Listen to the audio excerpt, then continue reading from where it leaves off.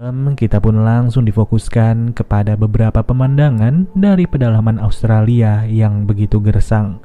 Tidak lama, scene mulai tertuju kepada seorang pemuda bernama Virgil yang secara diam-diam sudah menyelendup di salah satu gerbong kereta barang.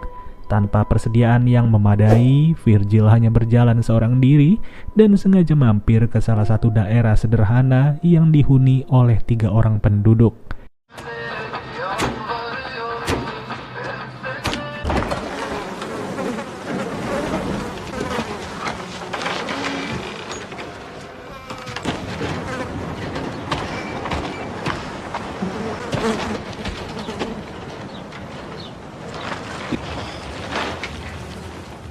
Salah satunya adalah Kate yang ternyata sempat dihubungi oleh Virgil. Dari percakapannya sih, Virgil ini sengaja menghubungi Kate karena ia ingin menggunakan jasa transportasinya. Usut punya usut, diketahui kalau Virgil ini ingin pergi ke salah satu daerah di pedalaman Australia untuk melamar kerja sebagai penambang bebas. Hal tersebut dilakukan atas dasar memenuhi kebutuhan hidup yang semakin hari semakin tidak masuk akal. Maka dari itu, tidak heran jika Virgil memilih untuk memakai jasanya Kate yang tergolong jauh lebih murah daripada di pusat kota. Ya, meskipun banyak sekali syarat yang harus dilalui oleh mereka, seperti halnya sering-sering berhenti setiap 2 jam sekali demi mengistirahatkan mesin mobil agar tidak mogok di tengah jalan. Sepanjang perjalanan ini, Virgil selalu berbagi cerita kepada Kate yang senantiasa membuka pembicaraan terlebih dahulu.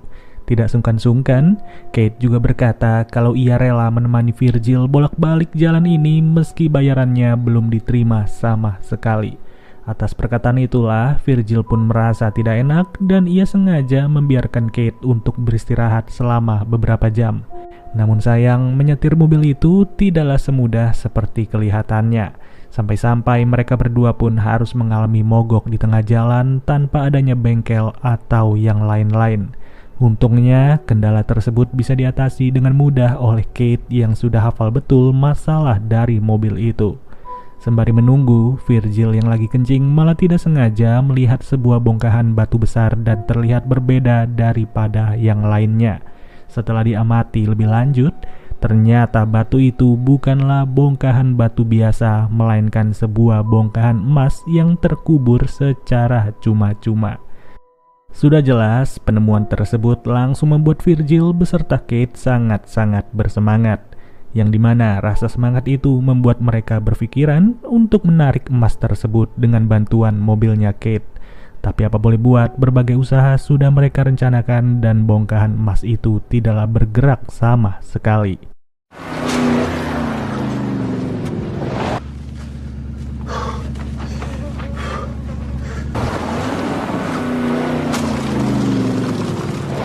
Okay.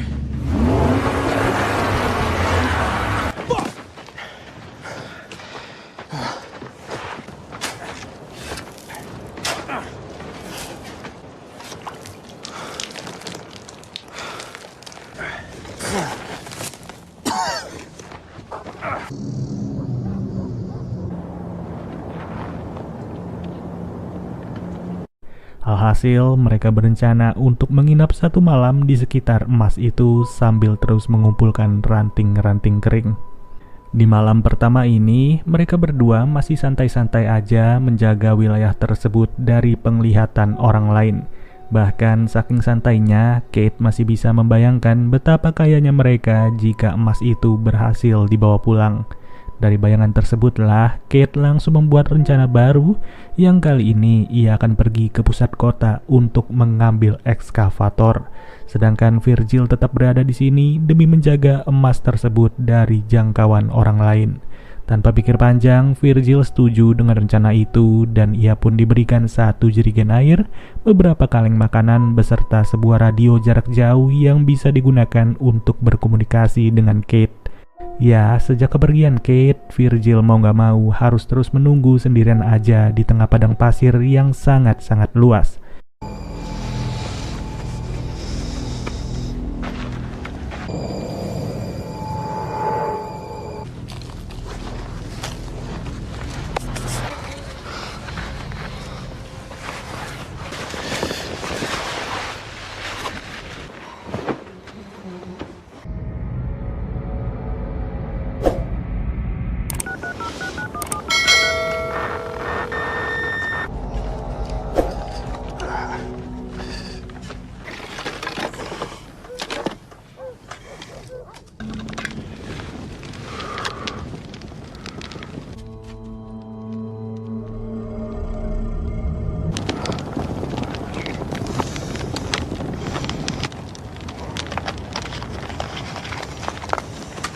Memang sih, sampai sejauh ini belum ada gangguan yang berarti bagi Virgil seorang. Namun tidak bisa dipungkiri, perubahan suhu yang luar biasa ekstrim di saat siang dan juga malam hari benar-benar menguji daya tahan Virgil. Apalagi dengan terbatasnya sisa makanan beserta air yang ia punya, Virgil terpaksa harus mencari bantuan lain yang sekiranya bisa ia temukan.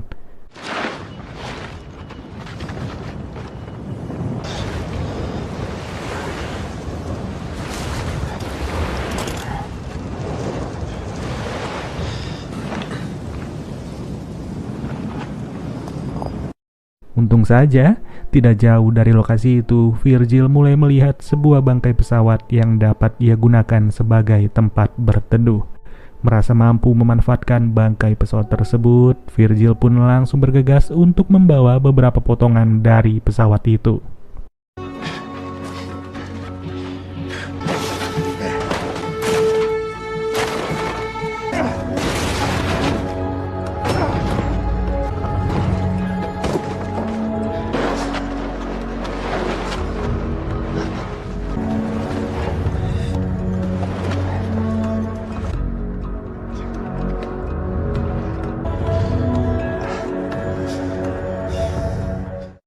Hanya butuh beberapa waktu, sebuah pohon yang tadinya tidak bisa ia gunakan untuk berteduh mulai berubah menjadi sebuah tenda kecil yang jauh lebih nyaman.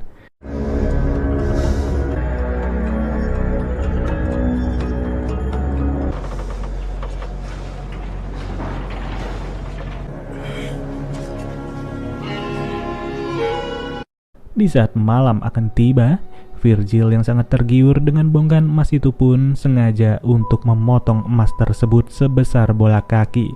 Dari sini, Virgil yang udah gak bisa tahan lagi mulai merasa kalau ia bisa hidup layak dengan emas yang ia pegang. Namun tidak bagi Kate sendiri, yang dimana ia terus memaksa Virgil berdiam diri di tempat tersebut, sambil berkata kalau ia sedang menuju ke lokasi itu dan segera tiba sebentar lagi. Singkat waktu, malam pun berhasil dilewati oleh Virgil dan ia masih harus terus menunggu kedatangan Kate. Bisa dibilang kondisi di tempat ini benar-benar membuat Virgil merasa kelaparan sampai-sampai ia pun harus terus memutar otak demi bertahan hidup.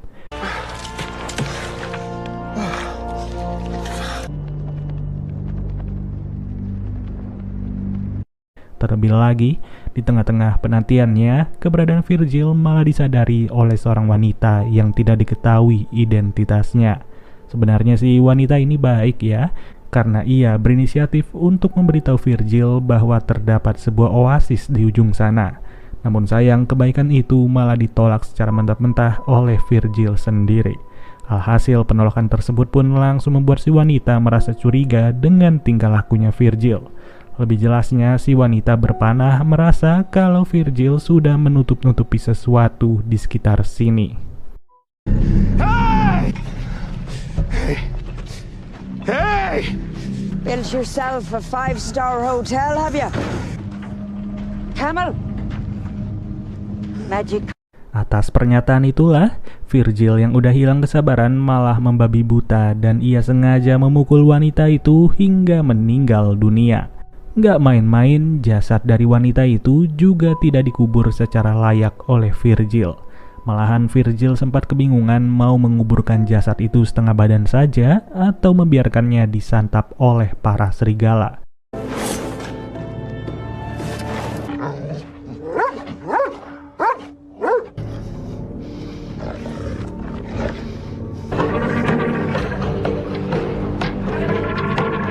Yang ternyata Virgil memilih untuk membakar jasad si wanita agar jejaknya tidak disadari oleh siapa-siapa. Semakin waktu berlalu, semakin cepat pula terjangan angin yang ada di wilayah itu.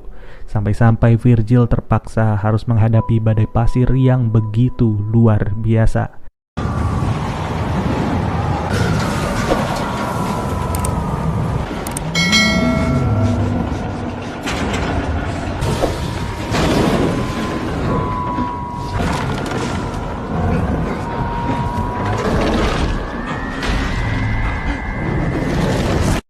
Celakanya, peristiwa tersebut juga membuat satu-satunya tenda yang ia punya langsung hancur tak berbentuk sama sekali.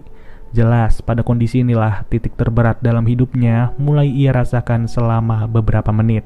Dimulai dari merasakan bagaimana rasanya tertancap sebatang ranting, sampai diteror terus-menerus oleh perbuatannya sendiri.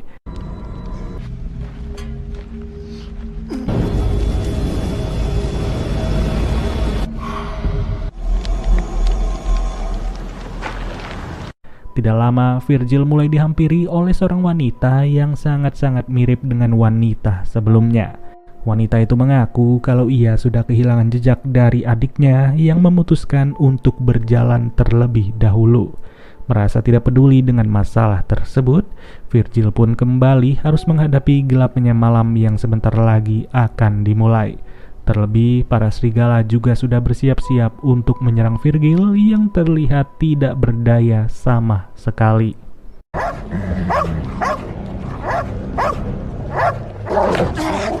Get the